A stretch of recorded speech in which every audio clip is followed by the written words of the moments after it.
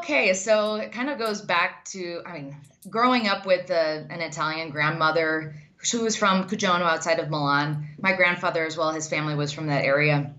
So growing up with panforte and torrone, which is a Italian style nougat, those were just part of like our family traditions.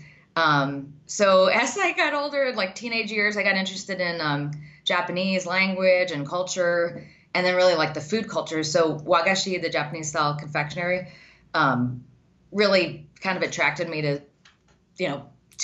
Japan and the field. And in my 20s and late teenage years, really focused my studies on Japanese language, my husband as well, and then went there to study abroad and loved it and ended up following that path of straight and narrow. I was looking like I would be a teacher or academic, and that was the path I stayed on for some time. And so I was heavily, I think, influenced by, Japanese confectionery and that style, my husband as well.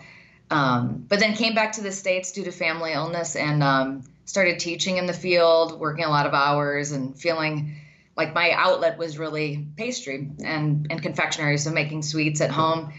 And I was just starting to burn out in my field and looking to volunteer some time at a local chocolatier that was an artisan small batch confectionery in St. Louis that had just opened up.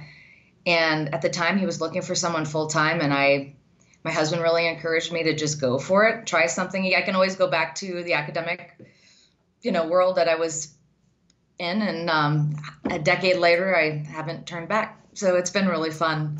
So I kind of did a 180, but at the same time, like, focusing on Japanese sweets and doing a lot of like recipe digging. You know, no matter what, my studies impact who I am today. And I do talk a lot about Japan because it really was an awesome experience for us.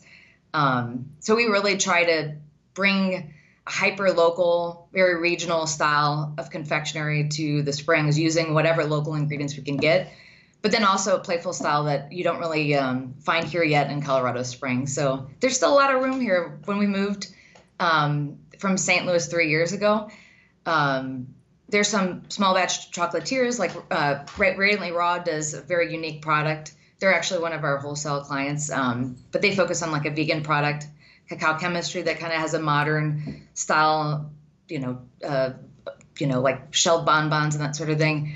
But I really like even more like playful and fun. Candy is supposed to be fun, and I feel like you can take some traditional old world style elements and then create your own fun confectionery style in the process. So that's kind of where we're at.